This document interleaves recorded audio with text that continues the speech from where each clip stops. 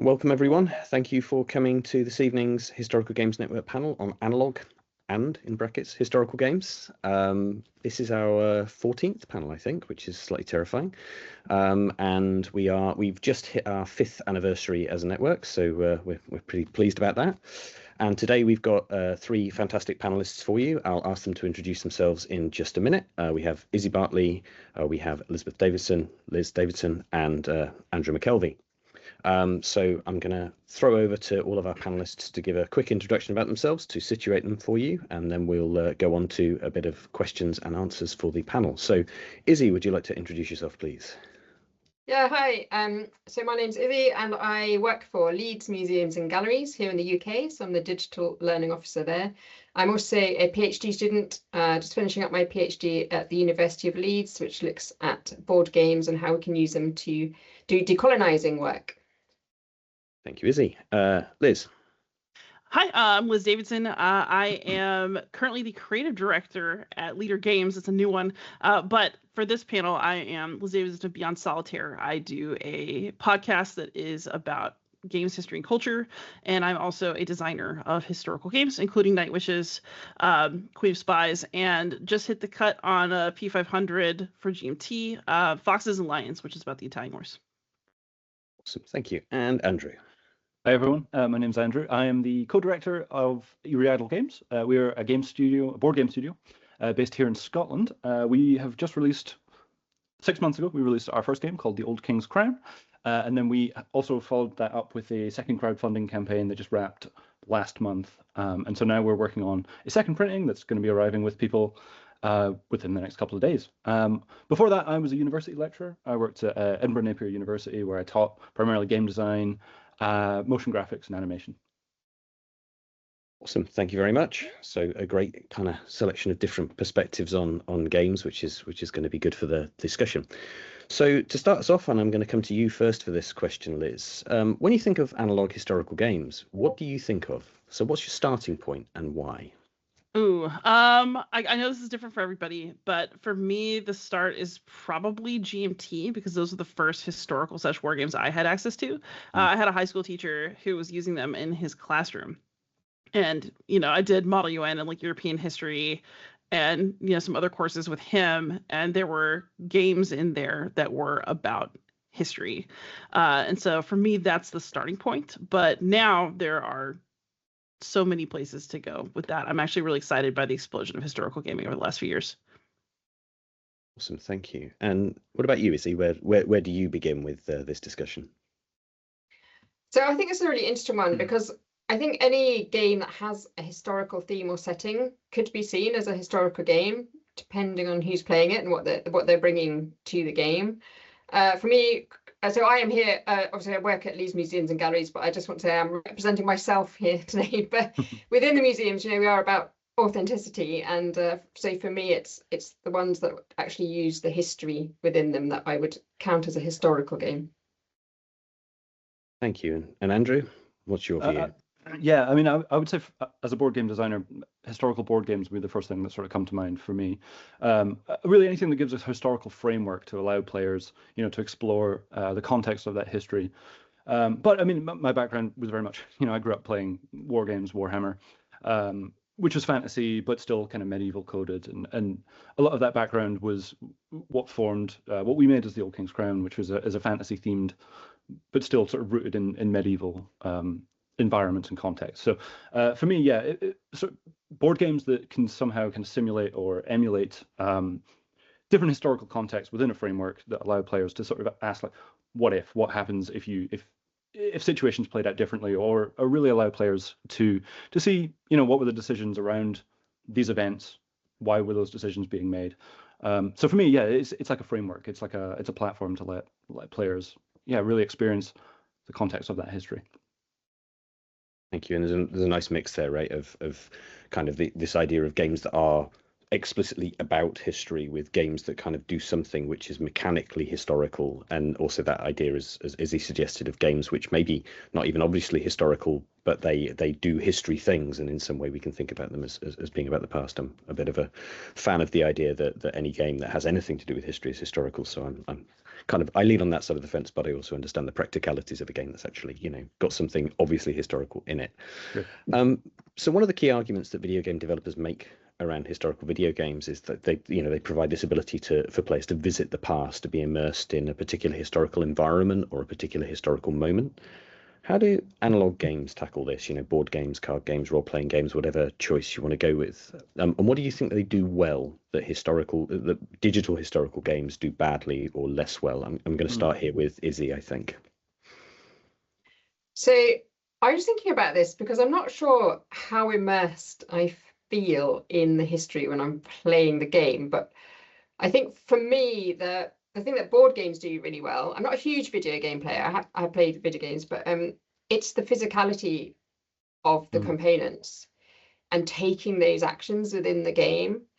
And I think for me that can be a really emotional, I can get a visceral reaction from taking those actions. So for example, in the game Papua from De Beer, I think it was 2016. On that game, you are bidding to collect different expedition cards, they're called. One of those expedition cards is an indigenous person, and that act of bidding to win a person, it becomes a really charged kind of action within the game. So I think, and I because I don't play a lot of video games, but I think the actual physical act of having to allocate those components in that particular example there is one that really speaks to how board games can help you, or maybe create a feeling that that let you think more about what happened in history and what happened in the past. Oh yeah, so the kind of the materiality almost of the experience of engaging. Yeah, you've got to physically move your body to do these actions.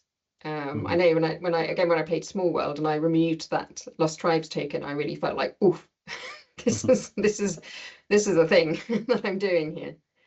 Yeah, no, definitely, and I can hear you making agreeing noises, Andrew. What's your view on this? Yeah, I think that's really interesting. I would absolutely agree with that. There's something interesting about. I sort of came from a video game background. I mean, I've been a video game player my entire life, and then really found board games sort of slightly later in my life. So I came at board games from that angle of, primarily it was very high fidelity games with very high fidelity graphics, very, very immersive audio, sound design. The worlds are really like coming at you from the screen. And when I think about, the sense of like history, you think of something like Assassin's Creed or something like that, which is like history, it's come to life. This is the world, you are a player within it, and whether you're moving around or whether you're not, there's things still happening. You're still hearing the sounds, you're still seeing all the visuals of that world. Whereas with something like analog games or board games, it really is, the onus is on the players to make that world come to life. So when everyone isn't playing, it feels like the game is kind of paused at that moment. And so almost like every decision that you make is an active one. Whereas something like a video game, it has this, you input an action and the game responds back to you. I mean, that's not necessarily that board games don't have like resistance or things that challenge you and push back on you, but there is something where the more you sort of put into a board game, I do feel the more you get out of it, the more that you can relate to the context and the decisions that the designer has put into that become much more apparent to me because of that level of fidelity, where there is that disconnect where you're moving wooden pieces, or like the highest quality board games might have like plastic miniatures, but they're not moving, they're not creating sounds, they're not immersing yourself in the same way that like a sensory video game might do. And so I think there's something really interesting where it's that idea, that the level of imagination of a player is really where a lot of that comes from. And I often feel more immersed in board games because I'm starting to picture that in my head. I'm forming that world, I'm forming that context where I don't have some disconnect between what the game is showing me and what I'm thinking in my head. And so that's something that I think works really well with board games, is that there is sort of less of a limit almost if you're willing to engage with that level of imagination and you really invest in it. But it requires investment from players. But if you're willing to do that, I do think that there's just this sort of endless possibility with what you can do with board games, what you can do with tabletop RPGs, that you just, you butt up against the limitations of art, you butt up into the limitations of coding with video games that you just, I guess you don't really get with board games. And it's one of the things that I just absolutely love about them. And picking up on that, the kind of the ways in which that connects with discussions about literature, right? They're just the ability to stimulate your imagination and allow you to create the world around you. Yeah, definitely. And I think different players will take different themes from it, right? So something else might resonate with me that, say, the player that I'm playing next to might resonate slightly differently, and they'll have a different approach to things, or different decision making, right? All of the different ways that they might approach a game, those decisions are informed in slightly different ways. Based on either what I'm doing as a player or what the entire table is doing as a group. Whether I play a tabletop RPG with a different set of players, we might have completely different experiences. And I think there's something kind of very social around that the experience is formed, by the players and the table, not just the code within a video game or something like that. And I do really think that it invites the players to be much bigger, integral part of the entire ecosystem of the game. Than a video game perhaps might. It's maybe a bit of a generalization, but broadly, yeah, what I would sort of consider. It's quite an open question, so sure. So some general is fine. So Liz, you've got materiality, you've got imagination, you've got sociality. What do you think? Yeah, I agree with a lot of what Andrew's saying. The first thing I thought of when this question was posed was that I think that the immersion of video games in some ways creates an illusion of a full picture where there may not actually be one. When I was in my PhD program long ago, one of the departmental obsessions of the time was memory theory, and talking a lot about how your mind will actually, in fact, fill in gaps. And I feel like video games fill in a lot of those gaps for you with information that may or may not be real. So if you're representing a room, you've got to decorate it. You've got to put a floor in. You have to put walls in. Do these look fully the way they would have in the time it's being represented? I don't know. And there's a lot of gaps that code will have to fill for you that may or may not be historical, but you're feeling immersed because the game has filled in the gaps in your world. And I think that with board games, you have the opportunity to really pare things down to trying to represent very specific things that you're trying to communicate to players without having to fill in all of those gaps. And so you have to be really, really mindful about the choices you're making. But I think those choices also can feel much more impactful because of that need to bring them to life and see if they resonate with you. I think that because it's, wood, cardboard, plastic, board games give you the chance to, I guess, evoke specific feelings that you're going for. And I feel like that is where the strength is, because you can't represent everything that's true, but you can pick the feeling that you're trying to create and then see if you can do it and then see how players respond to it. Yeah, and I think this, it's interesting to hear this kind of discussion across these what would seem like very human qualities that we're picking up here. The key things that we think about when we think about what makes us human, what makes us distinctive, and there's a whole discussion to have about the connection between the human and the machine and posthumanism and so on. But I feel like these are the things you're teasing out here, right? And also that basic idea that you need to be able to, through your work as a board game designer, maybe communicate in something that's quite focused and quite limited is the wrong word, but you know what I mean. You've got to put a lot in a small space. Yeah. Does that gel with your experience, Liz? I mean, as a board game designer. Could you rephrase that? Sorry, a bit of a ramble. I'm just thinking about the point that you're making there about needing to communicate effectively in sort of with a small amount of material. Yes.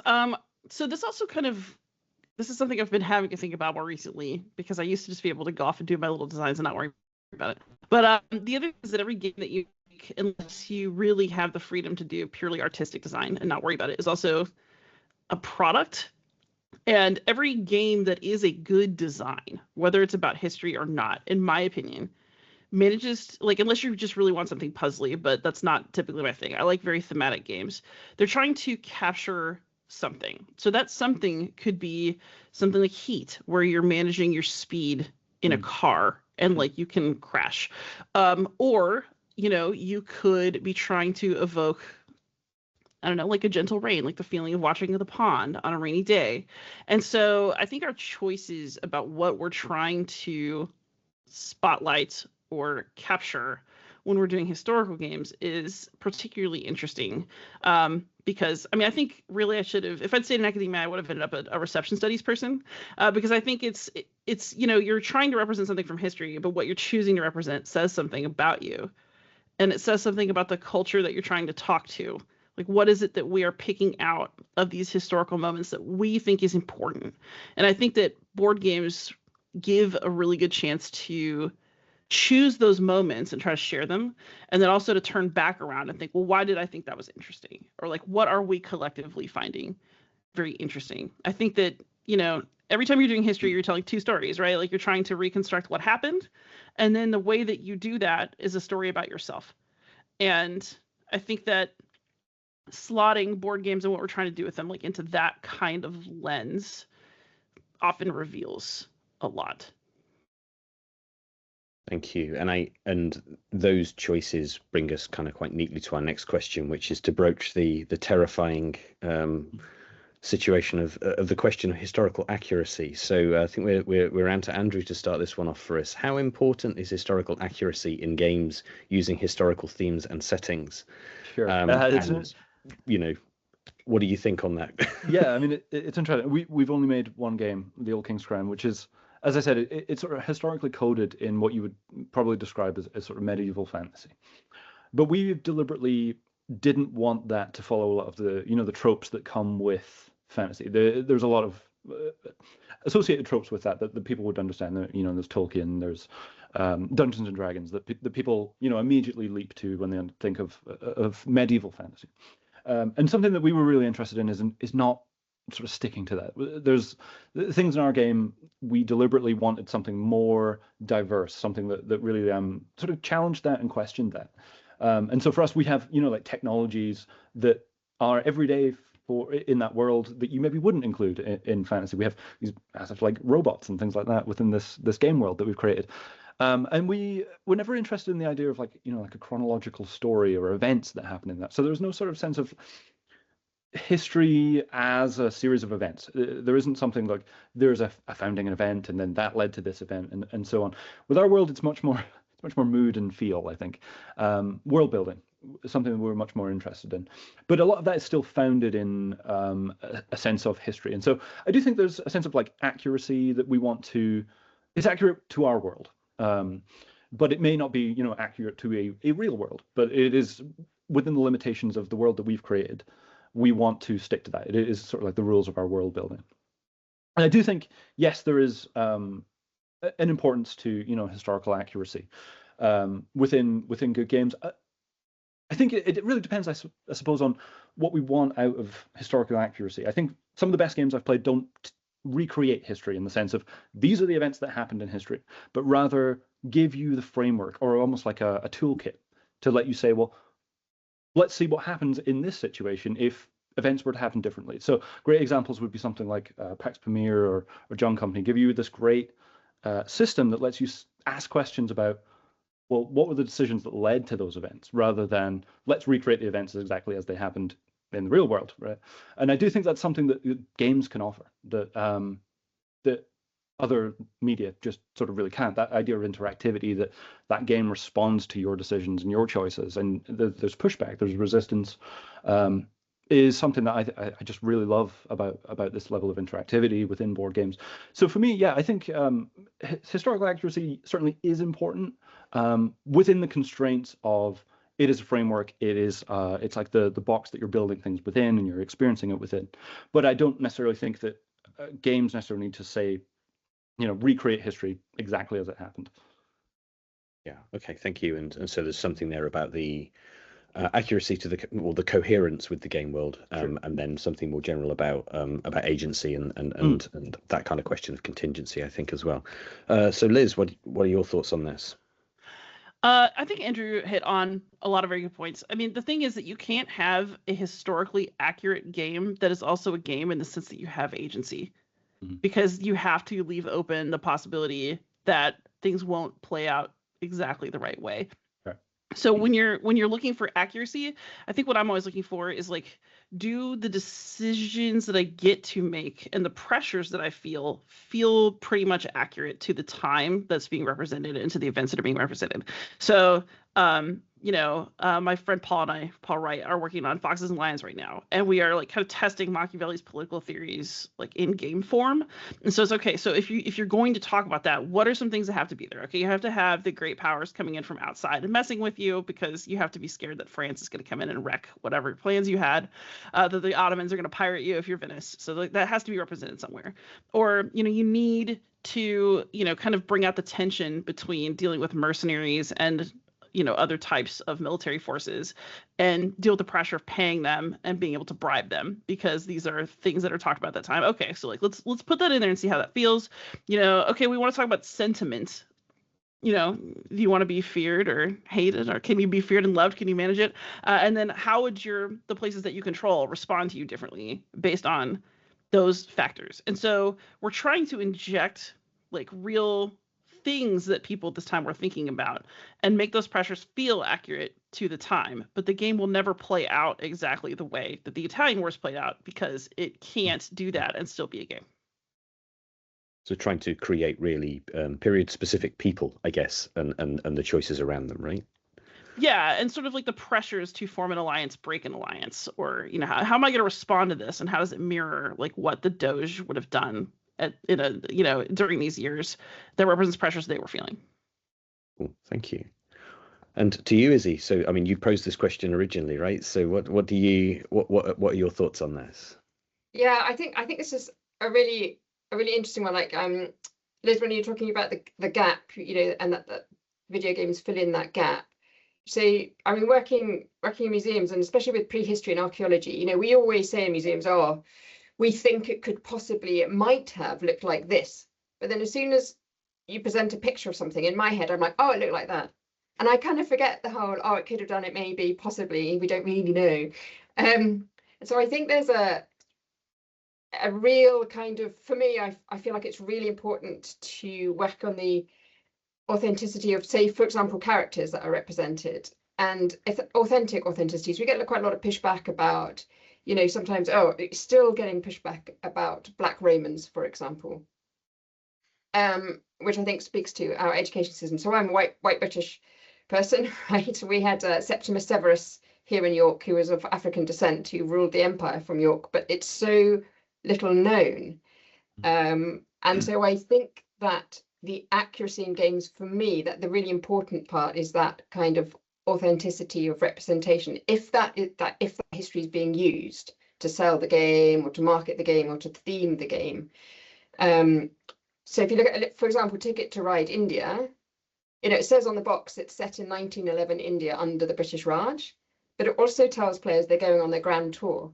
The Grand Tour didn't go to India. The Grand Tour went to Italy. But I think for me, what that inaccuracy does is kind of legitimize us as white players traveling around India, having a great time with the Indian people on the box waving their tickets, happy to see us. So that kind of historical ambivalence, I think it can be really dangerous, because I think it can be accepted as fact. And that's for me is where I get a bit frustrated with it, that I think, this could have actually, it doesn't take much to make it accurate in terms of what you're saying that we're doing. Obviously it might not fit with being the fun game, but then maybe set it at a different time. But yeah, I would like to see a lot more of accuracy within the things that are based on the historical fact, or the actual what we know about the history within the games. Thank you. And of course that sort of plays into the broader discussion, right, about how people bring ideas about how the past looked or felt with them from other media forms as well. And then when they're confronted with a representation, it's sort of almost, if that mirrors what they've seen elsewhere, they sort of people accept it uncritically, and that can be a real challenge, right? I think so. Sorry, go on. No, that's what I was going to say. I think it can, and I think that we, continually trying to work. Then when people come in, say, to the museum, and that's what they know, then we have to challenge that. Yeah. So are there games in your mind that do this kind of successfully and sensitively? So big ticket games that are doing a good job of this, navigating this space? I have to caveat this with I haven't played it yet, sitting on my shelf. But I think the new Puerto Rico, is it 1894? I think it is. That was where Jason Perez was the cultural consultant. I think that is it to take a game as successful as Puerto Rico, and to keep the game mechanisms but to make it more authentic and less problematic in many ways.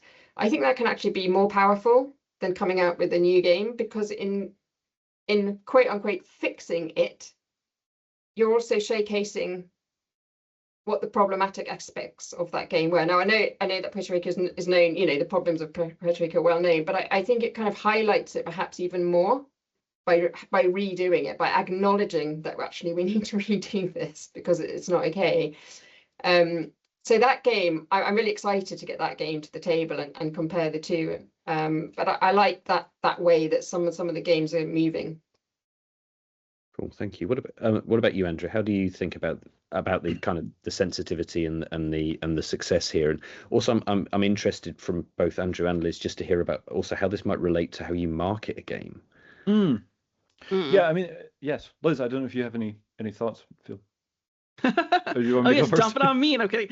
So for marketing, I think that's hard because I think that we're still in a place where the market for like a quote accurate or thoughtful historical game is maybe slightly different from the market for a game that has kind of historical flavoring, if that makes sense. So I think that like you can make any Euro game or something that just like feels good right now and like slap a historical coat of paint on it and like, okay, good enough.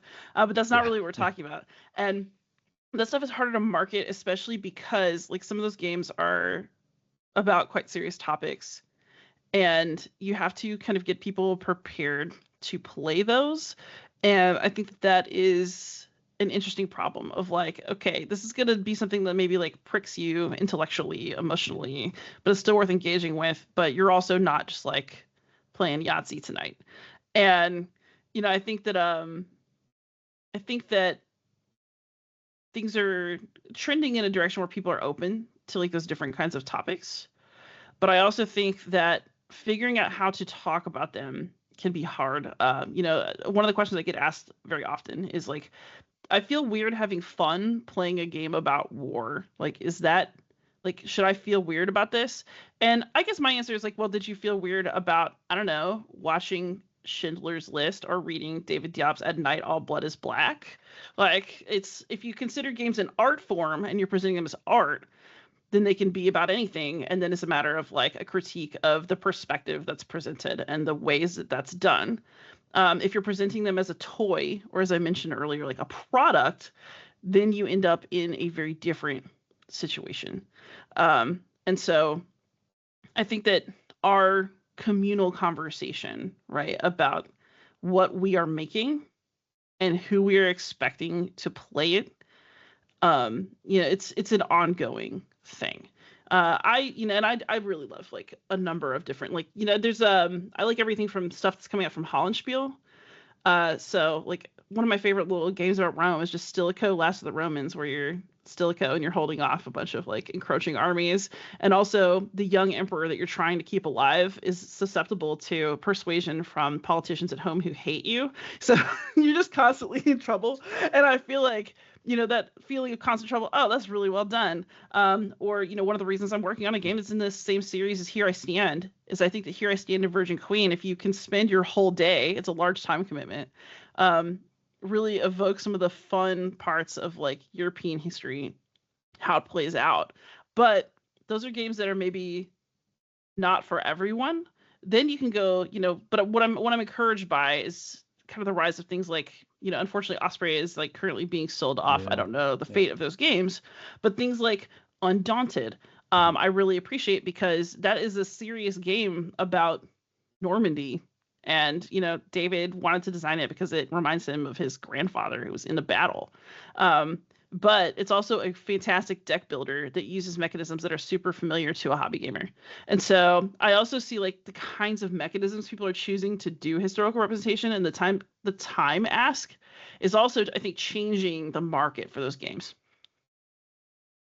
Well, thank you. And I'm also interested in the idea of fun as well coming out of this, right? And what it means to have fun playing a historical game, and whether or not you can have fun and play something that's really difficult and challenging. Is that fun? Is that like, is it entertainment? Like, what's going on there? But anyway, Andrew, so what games are doing this well? Yeah, I mean, I was, Liz literally mentioned that. I was going to say Undaunted is a great example. As Liz says, Osprey, the publisher of Undaunted, just selling off their board game division currently. So, which is a real shame, because I think, it's one of those publishers that really championed games as something that were serious. In the sense, you often think of the word game, and people outside of that, outside of the games industry, or who aren't maybe board gamers, will correlate the word game with something that's unserious, something that is trivial. And I don't think that's the case. I think that board games are one of the more interesting ways of really engaging with history and difficult themes and difficult topics and things that really, again, ask the player to put themselves in that situation, not just experience that passively, but make those decisions and see what happens when you make those decisions. How does the game respond? What are the impact of doing that?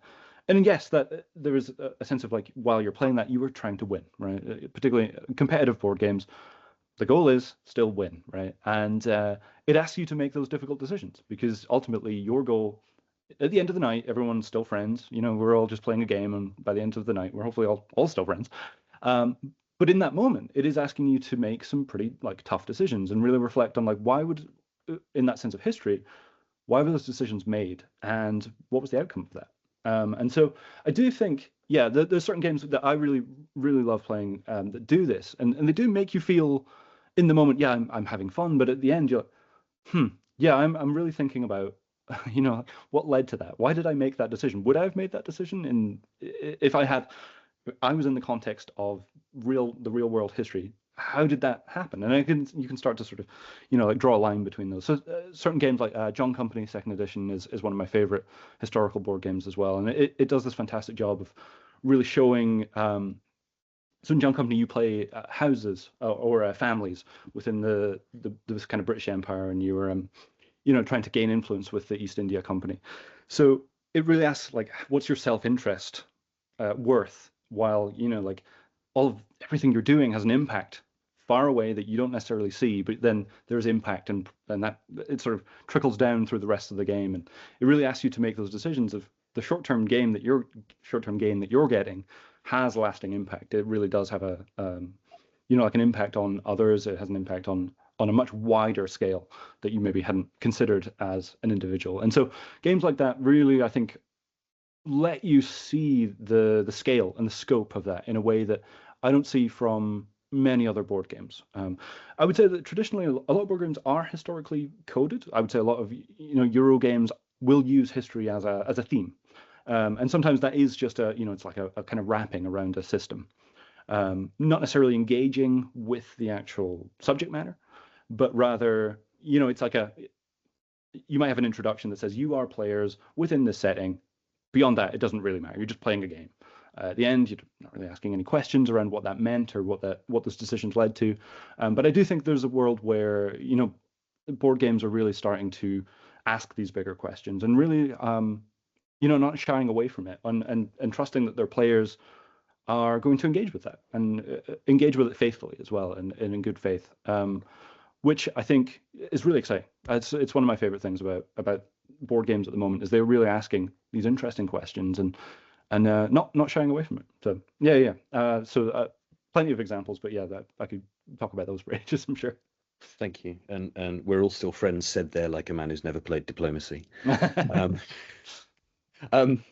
And also I think that idea about the extent to which games incentivize particular behaviors as well. One game that always springs to mind for me is Britannia, as a game which kind of shapes the way that you engage with Britain and sort of requires you to put forces in different places in different turns because you score more points that way. But it really does kind of corral you into playing in a particular way, and it doesn't, quite substantially reduces your agency. And I think that's always a bit of a trap with some of these games. But obviously, we're hearing from all of you here very much the board game focus, which is understandable given the kind of the topic we're on. But I'm gonna come back to Izzy for first go at this question. Do you think there are particular subtypes of analog games? So as I say, we've talked about board games, but also tabletop role-playing games, solo journaling games, those kinds of things that are especially suited to historical themes. And if so, why? Like, are board games the best way to do this? Can board games do everything? I think a game is a board game as such. It's a really difficult one to. I'm not sure. I haven't played John Company Second Edition. I know of it. I'm not sure whether a game is the right platform for engaging with something like that. I say that somebody hasn't played it, but, because I would be interested. I'm not really an RPGer, but I would be interested in the idea of a solo journaling RPG where I am prompted to go and do some research on whatever it is that I'm being asked to do within the game. And then based on that research, I'm making a decision which impacts the game down the line. I think for me that would be a really fascinating way for me to find out more about a particular theme in a particular setting. I think there's a lot of accidental learning that can be done, and and that ties back to the accuracy within board games where it can be accurate. So when I was playing games for my PhD, and I played with some museum curators, and quite a few of them were saying this is actually quite an accurate representation of what happened. So going back to Papua, you are a scientific explorer in that game, collecting specimens for prestige for museums. And our curator of natural science said, well, this is exactly why we have this collection here. We paid people to go out and bash orangutans on the head and bring them back. And it's actually quite an accurate depiction of what happened. But it's not necessarily done. It's not done in a very critical way. So it's just done as a way as a fun game, say. So yeah, I'm flip-flop whether board games are a really good way, unless you're going down the serious game route. And I think perhaps John Company is on that edge of serious game, but from what I've looked at it, edge of serious game to, I don't know. I mean, a serious game is a hobby game, but you know what I mean, like a fun game. Yeah, I'd be interested in a solo RPG, see how that would feel. And that difficult space between simulation and game, as you say, and also the ways in which I mean, one of the things there obviously is also potentially the space for critical mechanics. But we've mentioned solo games, so I'm going to go to Liz as the solo game expert. You know what? I'll claim it. You know what? I think there are a lot of different ways to approach this. So even though I am a solo gamer, one of my great pleasures in the last several months has been playing Republic of Rome with some of my friends, which is a brutal interpersonal politicking game where you're encouraged to be like kind of groups of senators fighting for supremacy in ancient Rome, and you are going to do things like try to shove land bills through and prosecute each other for being corrupt after being a governor of a province, and throw games to keep the people happy. And so I think some games, one thing I love about that game is that I don't know, it's a great game. It's like this amazing system that makes us behave like badly. And I feel like it's evoking something about the political jockeying of ancient Rome in that way. I think sometimes a solo game does something different, which is, so sometimes when I want to do something solo, it's because I only want to represent the side that I want to represent. I'll be very real. So like David and I did Night Witches the way we did, in part because we just like solo games, but in part because like, why would you want somebody to play the Nazis firing at the Night Witches? That's not exactly a great side to put somebody on in a game. I will just say right now, I'm doing some early research on a game about Gettysburg in the American Civil War, and you can only play the Union side in that game in the way that I'm imagining it right now, because that's what I want for that game. And that's what I want to represent. And so, I think that solo games they're also good for like giving you meditative time to really think about it. They give you a lot of space. Really think through stuff without other people kind of getting in your headspace while you're doing something hard.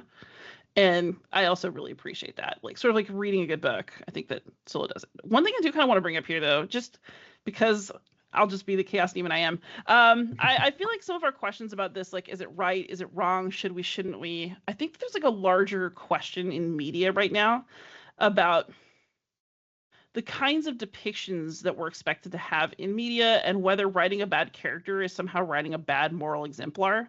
I live in the United States, where people are very interested in canceling books at libraries for having content that they think isn't appropriate.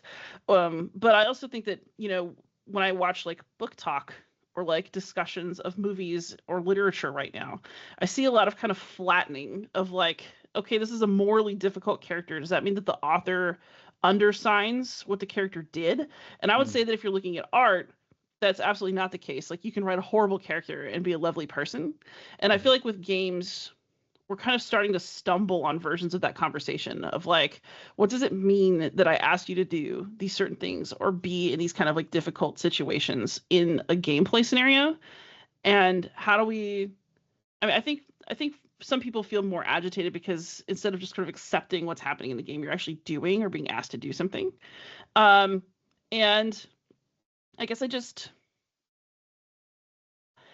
guess I'm just not sure that I struggle too much with like being asked to do something appalling, as long as I understand why and what it's meant to represent. Am I learning something from this? Like, I think that I think that we're walking culturally, especially in the United States, and I think probably in Europe too, like weird lines about that I think about a lot. Did you want to come in there, Izzy? Sorry. Yeah, sorry. I was just interested, Liz, whether you think, does it make a difference about how far back in history we're talking about? Like, if we're talking about Roman Empire, is that different from something that's, within 1 or 2 generations, say? I think that a lot of that depends on who's making it and what they're trying to say with it. Like, I've seen some games about Ukraine come out like in the last couple of years through wargame companies. I think it's distasteful. I know that David won't do representation of more recent wars because he feels like you could do more harm, especially to like families or like remaining people who have direct experience of what happened. But I think I'm just not willing to like say no until I see what it actually looks like. I think that you can make something about anything. It's just a matter of like, you're open to criticism when you do. And so you should think about what it is that you're putting into the world. Cool. Thank you very much. Andrew, I think you're still to weigh in on this point, right? Yeah, can you remind me again the initial leading question?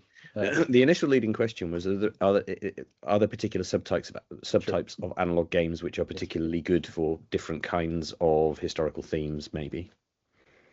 Yes. Yes, I think so. No, I don't think this is necessarily like as cut and dry that certain subtypes are good at this and others are good at other things. But I think Liz made a really interesting point, kind of back at the beginning when you asked about the limitations of things like board games. As a manufacturer, we can only produce a certain amount of content within a game. It's a physical limitation. It costs money to to produce things, and we can't fill the box infinitely. So we have to ask a question around, well, how much of this do we want to represent? Whereas a video game, like something like, off the top of my head, like Europa Universalis, it's like simulating so many different aspects of history, like diplomacy, entire like geopolitical situations across vast like land masses. And a board game can start to do that, but you butt up against the limitations of that. And so what I do think is really interesting about historical board games is it asks you to focus in on something. It asks you to focus in on a question about what is it I want to represent? What is it I want to get players to be thinking about while I'm playing this game? And I think what that does is it keeps them hyper-focused. It keeps them really, really interested in what the core theme of the game is. I think it could be quite easy, the scope to like spiral out of control, and you're suddenly trying to simulate the entire globe, which I just don't think you're going to feasibly be able to do in a board game that is meaningful or creates interesting decisions or anything like that. And it's interesting for me, board games, when I think of them as a historical tool, I generally picture them as kind of bigger picture, rather than playing necessarily like an individual in a world or in a moment in history. I think of board games as simulating a much bigger picture, groups of people, countries, like shifting borders, shifting allegiances, things like that. Whereas what I might do is with something like a tabletop RPG, which usually asks you take on the role as an individual, as a person, and suddenly we're zoomed in. Suddenly we're seeing the world from a much smaller focus. But what that's doing is allowing us to see, I would argue, maybe more of like the human impact of some of those decisions that we might make. You could sort of imagine a world of a game that's maybe an idea for like a big mega game or something, where you have a board game, you play that, and then you could play an RPG within that world that you've played in the board game, and suddenly all of the decisions you've made are impacting the characters within the tabletop RPG that you've made. And you're seeing the real world impact on how those characters interact with each other, what that means for the day-to-day person. Like this is my life, and this is the impact that's had. And then so I do think, there's this interesting idea of like empathy, where I sort of imagine a tabletop RPG maybe allows you to focus more on the character and the impact and the sort of the meaning to a person, whereas a board game lets you see a grander scheme, a bigger picture. That's not to say that that's like concrete or set in stone. I'm sure you could completely inverse that. You could have a tabletop RPG about grand strategies if you wanted to. But I do think if we think of like traditional board games and traditional tabletop RPGs, there is maybe something in that you're looking at the idea of scope and scale, and both of those complement each other in what I think is a kind of really nice and interesting way. Slightly rambly answer there. No, I think it makes a good point about the kind of affordances of different kinds of games, right? I mean, the kind of game type we've not really talked about at all is card games, but I'm not gonna send us there right now, because actually we have some great audience questions that I want to bring us onto, and if you've got questions in the audience, please do drop them in the chat, and they'll get passed to me, but in our secret background question document. So the first question is from David Lambert, and picking up the point that Liz made about Gettysburg, some designers have made a conscious decision to avoid having anyone play the bad guys of history, so colonists or enslavers, etc., preferring instead semi-cooperative games that pitch the players against the system, so against the villains, etc. So the example given here is Damon Stone in Liberation, Haiti. So what do you as a panel think about this? Who would like to go pick that one up? Pause. I think it is a really difficult thing, especially. I think if we're talking about a Western-produced hobby board game, we're probably talking about one that has most likely been designed by a white person. And then I think it's difficult to then ask me.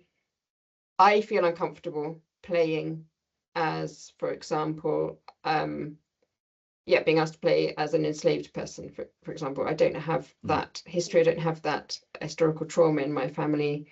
I remember listening to a podcast about LARPs, and that people were playing as half elf, half something else, and there was that was raised as a problematic issue by people who are actually of mixed race, saying you don't know what this feels like. So for me, I think there's quite a lot of tension there about asking you to play a historically accurate role that really can't, from my personal background, cannot wrap my head around the actual potential consequences of that. So make any sense? I think it's a really difficult thing to ask people to do. Mm-hmm. Yeah, I mean that makes sense to me. Other thoughts, folks? Yeah, I mean it's really interesting. I think because games ask you to actively participate in them, which means you're actively making that decision. And so a game that asks you to be the bad guys of history, right? It's asking you to make those decisions, make the decisions that they might have made. which is tough ask. I would certainly say. And like if you wanted to play a game where you were clearly the bad guys, like are you incentivized to let the other player win, right? Do you in terms of the storytelling and the around the table, is that what you want to achieve, or do you want to play this game as those people might have made those decisions? There's a really interesting thing around kind of asymmetric board games, where they'll usually ask players or put players in positions where the game state isn't necessarily fair, in the sense that one player might just start the game with much more power and influence than the other. And what that's doing is it's simulating that sort of feeling of the real world isn't a game, right? It's the real world isn't balanced like that. It's not, like it hasn't had hundreds of hours of playtesting to make sure that that's balanced, but rather it's like simulating, well, yeah, that is unfair, but that's how it is, and it's asking interesting questions around that. But yes, I do think it's a tough ask, and I do see that why someone would certainly want to make cooperative games, where that sort of feels much more engaging, where the game is taking on the role of the bad folks in this, and we as players are working together to overcome that. And yes, I could see that much easier to market, much easier to ask players to engage with that, because I do think, yes, there's a world where people feel particularly kind of icky about like taking on the role of like people that would have committed like heinous acts and things like that. So yes, I do think it's definitely a tricky one for sure. Yeah, I think your choices should always just depend on the questions that you're asking and like the message you're trying to send with the game. Like the player positions and roles should reflect what you want the game to do. So I can absolutely see a world where, I mean, there are plenty of games out there where you can play the Nazis or where you can play Confederates, and like they're out there, they are doing what they're doing. Like if you're just interested in battle simulation, I think, the question comes up of like, are you a little too interested in battle simulating as like one side of this? But I think that there's room for all kinds of games. I also think though that like limiting who can play what role is also sometimes down to, speaking of asymmetry, right? Which role is more interesting to play? Because if you have that kind of asymmetry in a game and you want to play the underdog, then having a human player have all of the resources and then you, the underdog, have worse odds is actually not as much fun like as a game. And so something like, I don't know, like a States of Siege game or something like that, where you're kind of being overrun. Like, I think of things like Dawn of the Zeds, right? You don't really want to play as the zombies. They're overrunning you. You want to play the people who are defending against the zombies. Or, within history, if you're doing something where the odds are against you, you want to play the side that's more interesting to play because they're worming their way out of a more difficult position. And then if you're the side that just has more power, that's like not as fun. And so I also think that there's a lot of room to think about, like, well, what am I trying to evoke? What do I want to provide as a player experience? And you have to make the decision that leads to the game you actually want it to make. And I feel like that kind of plays into the sort of idea of storytelling as well, right? About what kinds of stories do you want to be able to tell through the game? Just thinking about the kind of idea of the traditional D&D setup, right, with the DM who runs all the bad guys, and then and then the other players tell their story through their characters, right? So that kind of connection. So we have a second question from Polina Smirnova. My question bounces off from what Izzy mentioned about the materiality and physicality of board games that really makes them stand out in their ability to bring up emotion. For a course in a group, we designed a game called Catan in Pieces, where players drew maps for their territories, and then throughout the game they tore and ripped each other's maps to pieces to claim new territories. It turned out to be a very ephemeral game in that the maps that are made are destroyed completely during play, but also quite emotional for the players, even if it wasn't about any specific moment of imperialism. Are any of you familiar with any other board games that lean into this ability to mess with and destroy the pieces and parts, or in your experience, is that something that's underutilized in games? I mean, this is actually an entire kind of part of the board game industry called legacy games, which are designed to do this. You have Risk Legacy is probably an example that probably closely aligns with this, which does exactly that. It's designed to be played once, and those decisions are permanent. you make that decision. Pandemic also does a really great job of this as well, which is Pandemic Legacy Season 1 particularly. It takes the traditional Pandemic system, but then asks you to make really interesting decisions around, well, you're going to have to quarantine an entire city. Maybe you have to destroy that entire city, but that impact ripples across the entire course of all of the games that you play subsequently. And that creates a really interesting decision point around, well, this isn't just going to affect this one game we're playing. Suddenly this is actually has a huge impact on the overall experience of this campaign. And because you know you're never going to play it again, I don't think I've ever played a game where the decision point has felt so quite impactful or permanent. Certainly, that idea of permanency, and it can often feel, there's a lot of people will kind of turn their nose up in the idea that you're going to rip up a game that you might you've paid money for, and you're obviously never going to be able to play it again. But I think that sort of misses the point of what this is offering. So yes, I do think that's something really interesting that adds to a level, or adds to the weight of your choices and the weight of your decision making. That these legacy games can do that because those decisions are permanent. So yes, I do think this is something that's not necessarily underutilized, because it's sort of a big part of board games, and it became quite a trend for a little while. I haven't sort of seen too many legacy games come out recently, but for a little while, a few years ago, legacy games were really popular, and I think because the players were used to games where you play for the night and then you reset and you play again, you're back to the beginning. Like, all the decisions you made in that previous game didn't really matter that much, but this is suddenly now asking, well, that choice you made that when you played last week, well, that choice it's come back and it's impacting this game again. It goes on to other games like campaign games, which are where you take a series of games and link them all together, and it uses that same sort of approach, that those decisions that you've made, well, they have weight, they have impact, and they have lasting consequences over the course of not just one game, but it could be 20, 30 different games. I think it's interesting from the example and the question, the way it sort of sets up that tension about what we mean by ephemeral in terms of games versus what we mean by permanent, because actually we're talking about here something where we're making a change to make something permanent, but actually in doing so, we're making what we might have thought of as the game previously ephemeral. So that's kind of interesting. Any other thoughts on that? Liz, Izzy? I think my thought on this is that I'm not, again, this kind of leads back to games as products. I think one of the issues with destroying components, and one of the reasons legacy games, they exist, but they kind of aren't as in fashion as they were, is I think that what people want is something resettable. So even if there's consequences game to game, I think people don't necessarily like destroying their game pieces because they want to be able to continue to play the game. But kind of, Andrew, I know that you mentioned that you like to think of history as like a little bit more zoomed out.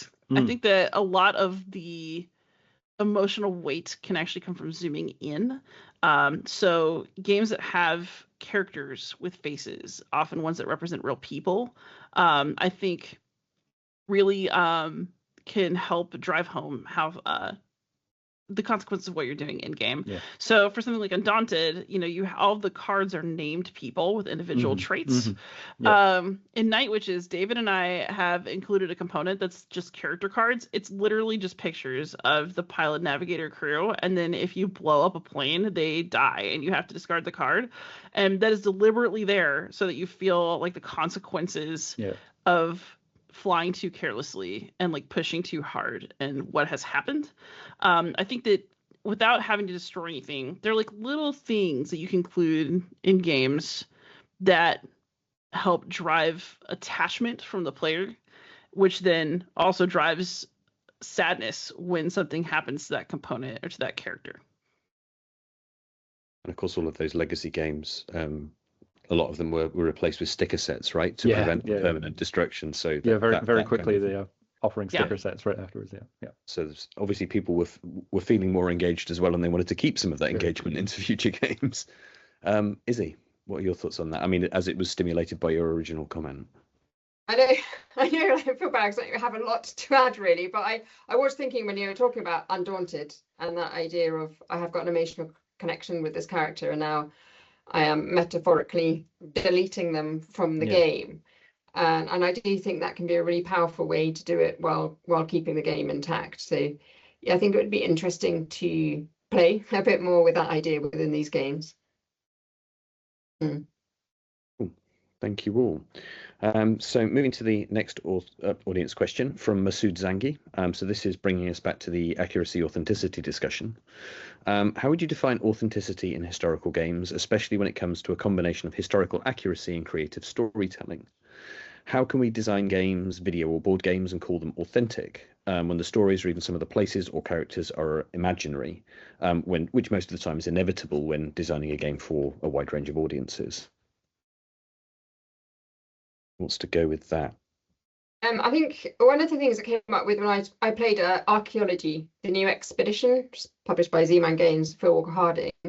I played that with two archaeologists, so our curator of archaeology at Leeds Museums and Galleries, and a Somalian archaeologist who specialises in pre-Columbian East African archaeology.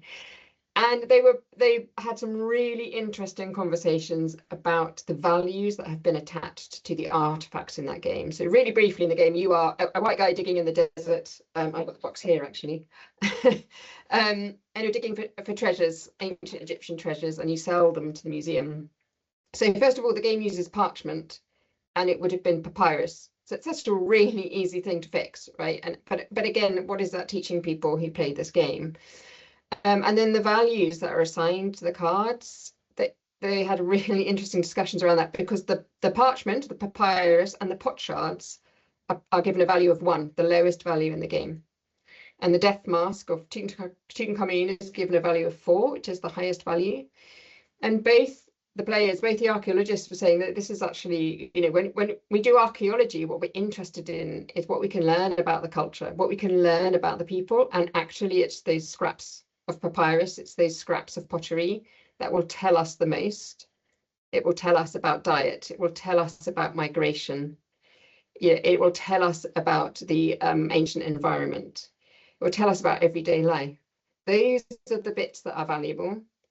And so they said, these people have no idea what archaeology is, but the game is called Archaeology. And so I think that is like it's an easy way to bring in historical accuracy within a game. I think you don't have to change the game at all, really, but just change the values. Yes, and understand what archaeologists actually care about within that process. Liz, what are your thoughts on this? Well, I wrote my whole blog post about it, so go check it out, everyone. But I think that sort of kind of touching back on things we've hit throughout this conversation, I think that authenticity you can't have everything be perfectly authentic in a game. But what you can do is you can try to accurately recreate a particular decision space, situation, or like point of tension historically that feels about as right as we're going to get from people who are dealing with sources and we weren't there. So I think that authenticity is more about capturing like, okay, I understand that like Queen of Spies is about like a spy network. I know that people had a really limited time. I know that people could go to jail. I know that interrogation could get really messy and like reveal to people the spy network. How do I like create the time pressure and like the pressure to go get things done that I think feels like what the historical sources are telling me these people would have felt and dealt with? So I can create something authentic in that way. But I think that's why you have to think about the scope of your design project when you do it. Like, what is it exactly that's supposed to feel authentic, and how do you stick to that? And then you'll have to make cuts that take away from accuracy. Mm-hmm. But if you can draw out that one particular feeling that you think is like, or that you're willing to state is something historical, you have to direct all of your arrows at that target. Cool. And Andrew, your views? I was just going to echo exactly what Liz just said, really. It's interesting because games obviously have a degree of interactivity and agency. With sort of by the nature of a game, you make a decision and you want that decision to have an impact or meaning. And so I do think authenticity really it should be, as I said, like I sort of mentioned this previously, it's like a framework. It's something that you want to be able to play within and make decisions within. But if you're playing a game that's only interested in recreating events exactly as they happened, well, then that sense of agency is diminished. And those impacts, they don't feel quite as important as they might have been if you're given the freedom to experience the outcome and see the consequence of those decisions that you made. So I do think it's interesting that there is a slight disconnect with authenticity and games, in the sense that you want to create agency, you want to create permutations and variations on historical events that maybe didn't happen, or maybe could have played out slightly differently, given the context or the decisions that were made, or certain impacts, certain events that might have impacted that. So I do think, yes, it's interesting that there is a slight sort of things that are kind of butting up against each other there, where you want the game to create those decision spaces, but to do that, you sort of sometimes need to break that level of authenticity, because those events might not have happened as they would have. But the hope is, that they could have happened with all the tools and the context that we have as designers, or that the game is affording us. And this absolutely seems to be a perpetual question for us, right? Izzy, did you want to come? You look like you were about to say something.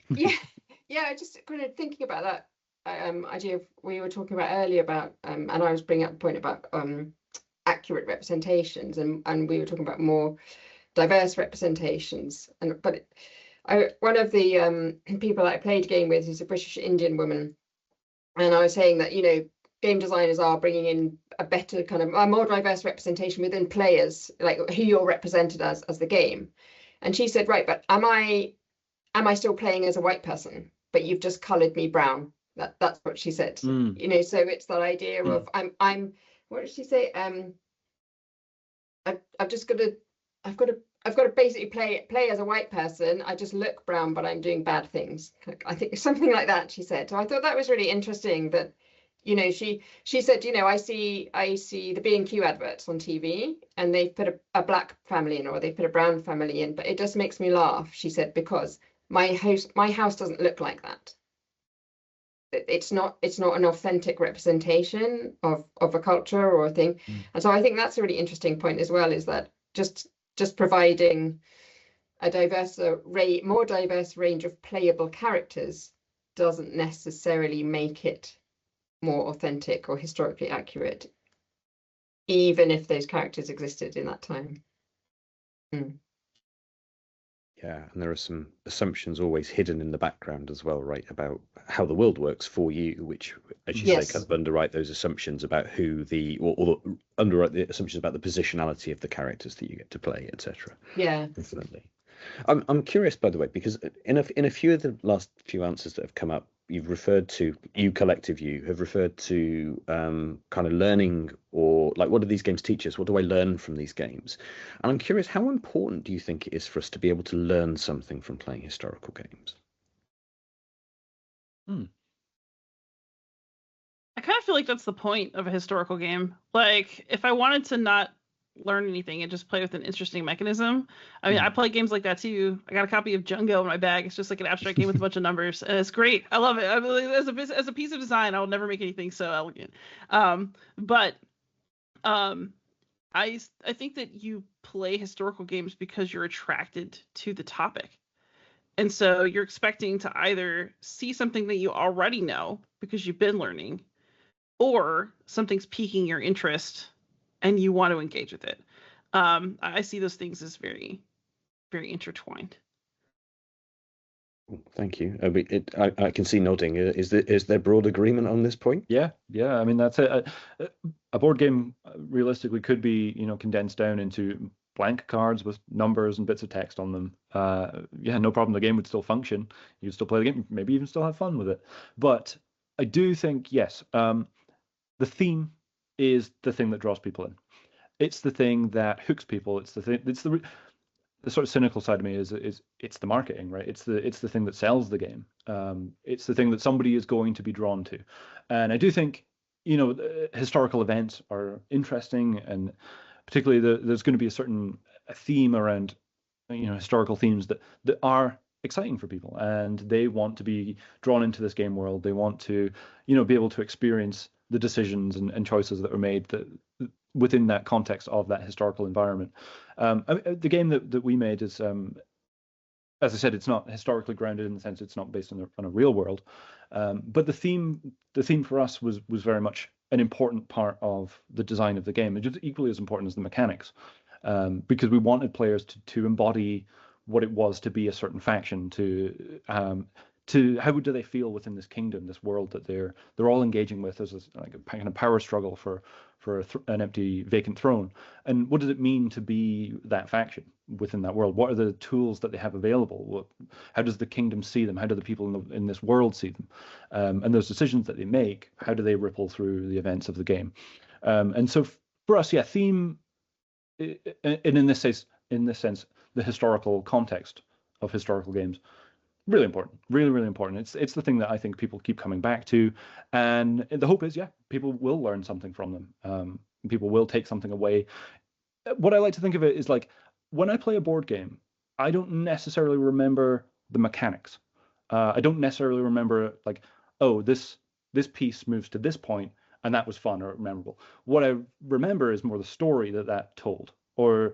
And I can think of games that I played even like 2 years ago. I can't remember how to play them, but what I do remember is the moments within that game that I can still recall. I can still tell you exactly what happened in that game. It was really memorable, and it was exciting, and everyone around the table was cheering, and that was because of the storytelling. And then I think the historical context around that is, it is the framework that lets that story happen. So really, really important. And I do hope that I would imagine people will hopefully learn from that as well. Thank you. And Izzy, throwing that to you, I mean, obviously the museum context means that it's going to be important. But yeah, I think there's so much research out there showing that we learn through games. And it's just what are we learning really I think is the big question. And that's again why I think being authentic where you can be, so fixing the values, as I say, in the game archaeology, or fixing from parchment to papyrus, and being accurate with that, it is really important. I mean, museums, what we do is object-based learning. Now, often those objects are unfortunately put behind glass, but it's that power of the material culture that I think is really important. And also, I think in museums that we tend to focus on play as a thing that kids do and that kids learn from, but we don't stop learning through play just because we turn 18 or 21 or whatever age an adult is supposed to be. And so I find that very frustrating within the heritage sector, that everything about play and is based towards children. And I would like to see that shift, because I do think we are learning through these games. What we're learning is going to be different from person to person, but I think it's important to realize that learning is taking place, whatever that might mean. Thank you. So I'm going back to, I was going to say another player question, but I mean another audience question, but hopefully the audience are players too. So from Mark Surratt, I have a question about the relationships between game designers and historians. Is there a role for partnerships between them? What skills do historians bring to the history game design process?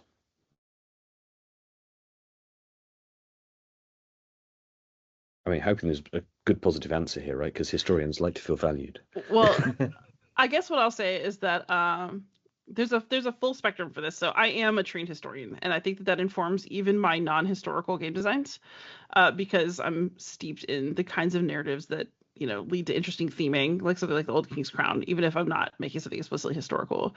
But I'm not an expert on every period I work on. So for Night Witches, we had a historical consultant, Raina Pennington, who interviewed a bunch of the Night Witches as they were aging, and I'm really, really glad that she got that stuff on record. There are also, more explicit partnerships. So, my podcast is sponsored by Central Michigan University's Center for Learning Through Games and Simulations, and they're trying to essentially create an academic game press where if you submit a historical game, it'll be peer reviewed both for gameplay and for content. And so, I think that there's a whole range, like a lot of historians make games. Historians want to be consulted about games. There are people who are explicitly trying to make classroom level quality historical games. You could do this however you want. You could just go to the library and read a lot and make a good historical game if you want to as well. So. Thank you. What about Izzy? Andrew, thoughts? Yeah, I mean, I'll have the exact opposite background to Liz, I am not a trained historian. I love history, but yeah, it's not necessarily something that if we were to make a game, I think we would sort of feel a little out of our comfort zone in ensuring authenticity. And for us, we would want to cross-reference that. We would, of course, want to make sure that that is being accurately represented. And I would not release a game without that being checked. So yes, I think vital. If I wanted to make a historical game, I absolutely would be consulting a historian. I'd be bringing them on board. I would be, consulting them throughout from the beginning of the process, because so much of the game design is like interlinked. The mechanics inform the theme informs the mechanics. And so right from the beginning, if I was interested in a certain theme or exploring a certain period of history and I wanted to say something with that, yes, I would not feel comfortable, releasing that game or even really like going too far into the design process without consulting a historian. So yeah, for us, very important. Cool, thank you. Izzy, from the kind of maybe the less making side of things, what do you think? Oh, well, yeah. Come and talk to museums and archives. Please come talk to museums and archives. It does remind me, and this is not game-based, but it reminds me of years ago on Twitter, there was like a plea for help from a parent whose kid was, they were doing the Victorians in school, and they had to go and research a Victorian entrepreneur. And her daughter had gone up to the teacher and said, oh, I want to research a female entrepreneur. And the teacher said there weren't any in Victorian times. And so, the mum put out on Twitter, like, help. And, we all just piled in going, this person, this person, this person. And so I think those are the hidden histories. Those are the histories that in the West we haven't told, because we've told from my education experience, and I think the curriculum still going through schools now, it's very white male Victorian curriculum. And so that's what's been told, and that's what's been told through museums in the past as well. But we have the other stories, we have them in our archives, and we are bringing them out. But yeah, I definitely, if you can ask for an authentic example of anything, and it will be found, I think, somewhere in some archive. Thank you, and I think that's. I mean, you just made me think. At the weekend, I was playing Brass Birmingham for the first time, and that's actually got two women business leaders in there as part of the as part of the portfolio. So it's increasing. Again, we talked about maybe the tokenism of some of the representation, but it is increasing representation and access to more of those histories. So got another question from David Lambert, and then this is probably going to be close to our last question now. We're kind of running into the tail end of the discussion, but it's an interesting one, so I think we should go for this. Do you think that the mechanisms in many historical analog games lag behind or are at odds with the historiography in the related field? So, for example, they emphasize agency over structure, they countenance explicit counterfactualism, which most historians reject, or they afford a major role to chance. Do you think these are problems against, for example, what historians are saying about some of the processes or some of the elements of the past?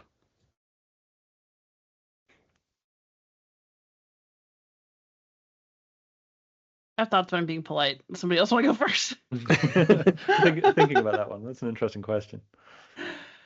All right, I'll just roll with it. Okay, so I actually think that my broad super TLDR answer is no, but the reason is because I think that to ask that of games is to be asking the wrong thing of them.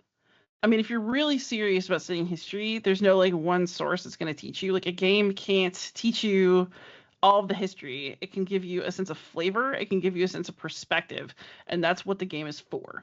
So, I think that when I think back to like my earliest history lectures, I used to think that history was about facts. Like I wanted to know what year things happened, or exactly who was where when, and like those things are important. But then you have to place it into a historical narrative, and the moment you start to do that, it makes it easier to remember the history and maybe understand why it's important beyond facts. But that also means that you started to do the work of interpretation. And so I feel like a lot of my early college courses before grad school were about learning the traditional narratives so that then I could turn around and poke at them as academics are wont to do. Like you have to know rules before you can break them. And I think that board games kind of exist in a different space where they are giving you the feeling as best we can create of a historical period or of a battle.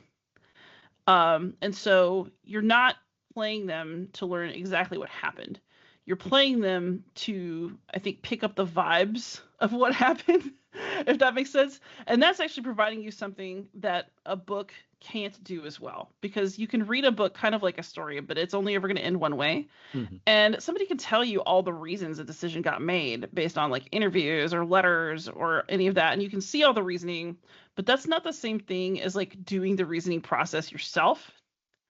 And I think that that is what games are offering. They're offering within what we know about specific historical situations or periods an opportunity for you to go beyond just reading a narrative and then get to a place where you maybe understand because the same options have been presented to you that were presented to somebody in another time period.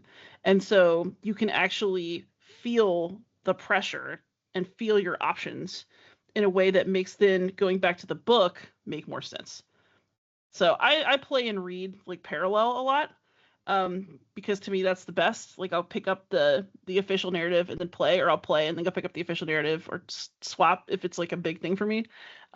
Because I think that it's not that the games are giving you something wrong, they're giving you something different, and I think that approach will help you get the most out of them. Awesome. Who's next? Because that was a great answer. Oh, yeah.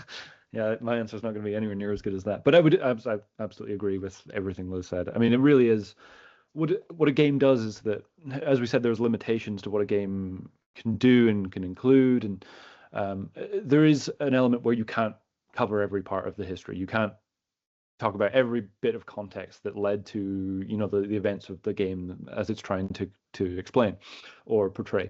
But what it can do is allow you as the player, put you in the shoes of the people that were making those decisions. And it's much more feeling, right? It's much more how did that feel to do that? And how do I now feel now that I've made that decision, the consequences of that decision?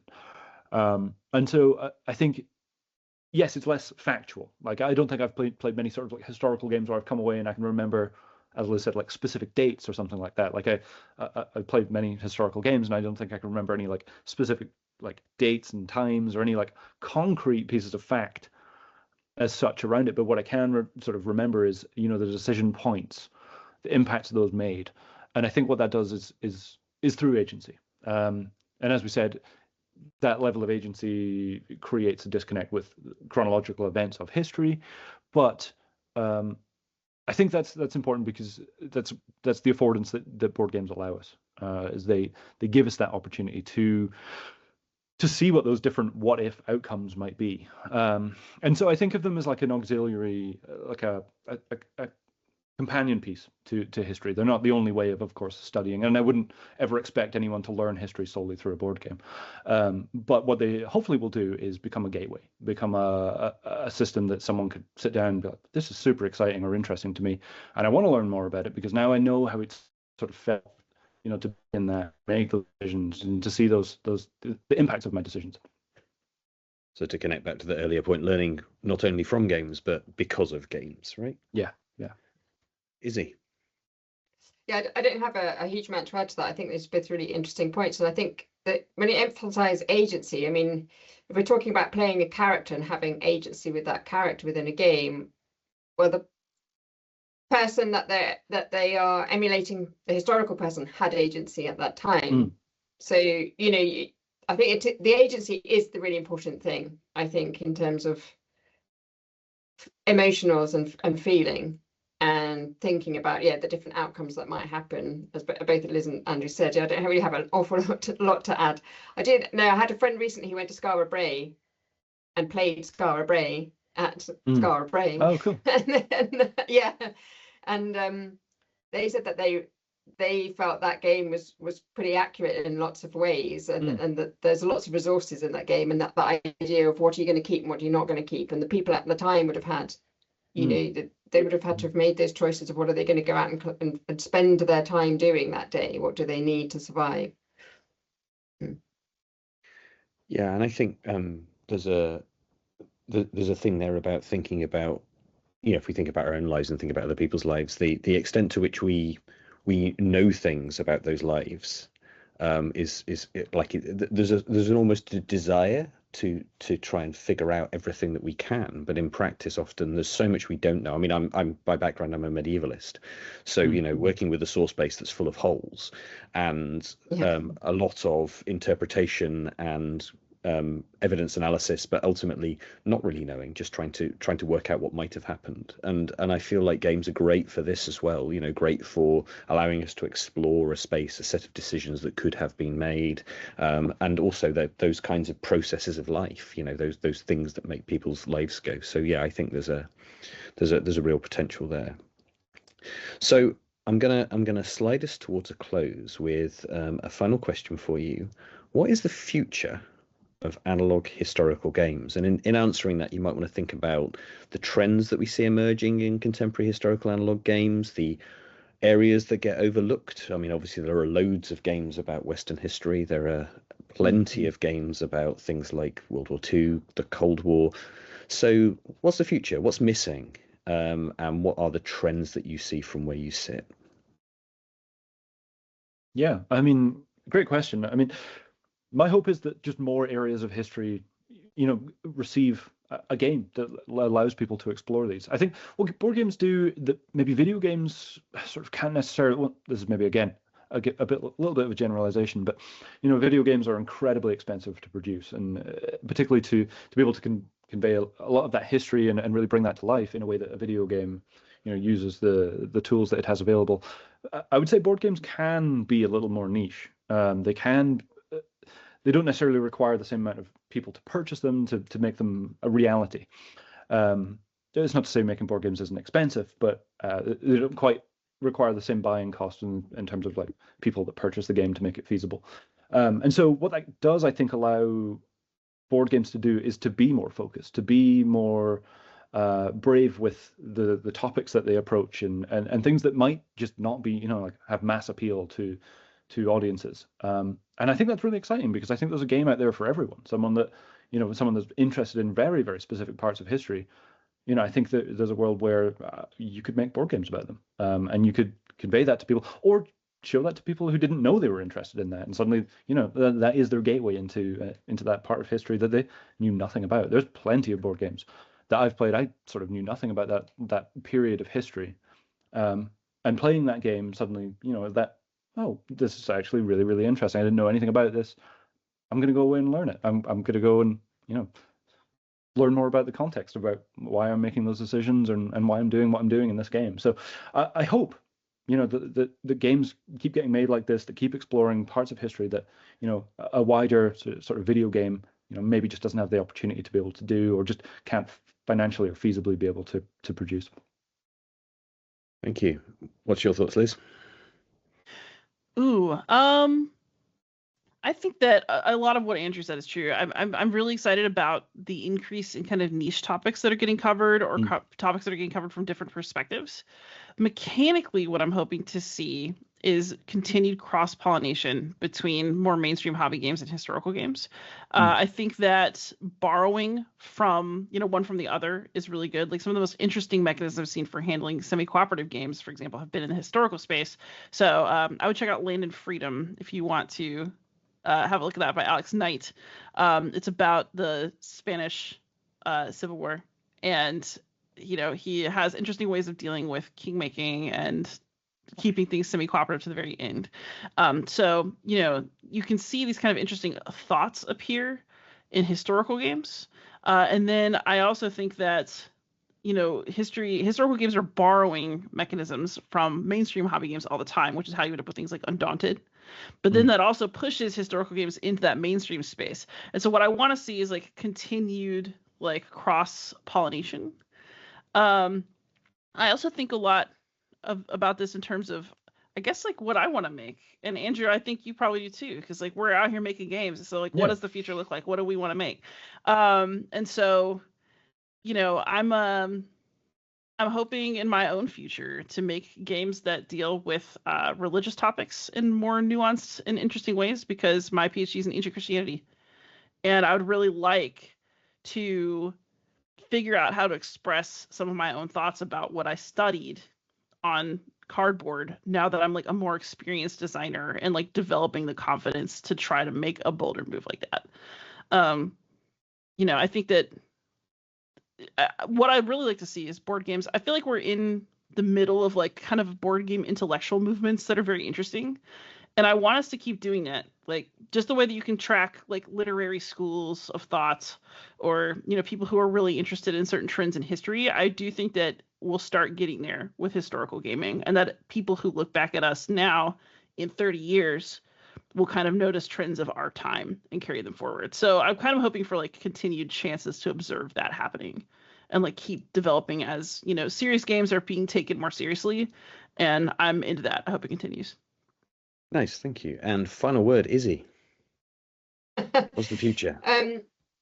Yeah, I think that the games, like I think it was called Indian Tiger, I think that's right. We've got games coming out of, in that case it was India, where it's Indian designers designing games about their own culture, and talking back to this dominant narrative, which I think is a really interesting space that I'd love to see loads more on. And I was just looking up the name. I think her name is I might butcher this, I'm very sorry.